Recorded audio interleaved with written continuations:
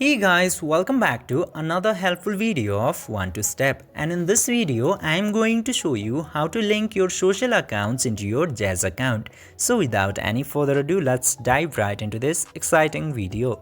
In order to do that, you just simply have to open your Zedge application at first, then click to this My Zedge option. Then after clicking into that option, click to this gear option at the top right.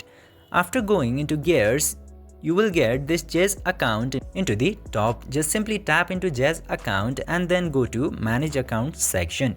After going into the manage account section, you will see this social accounts option. Just simply tap into that, and from here you can easily link your Facebook, Google and Apple account. In order to do that, just simply tap into this link option in here, and then you just simply have to select any of your account of that specific social and click to the continue as option. Then your social will be linked successfully.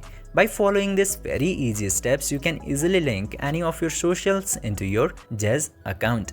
I hope this video was helpful for you. If yes, don't forget to like, share and subscribe to the channel to never miss another update. Thank you for watching the video.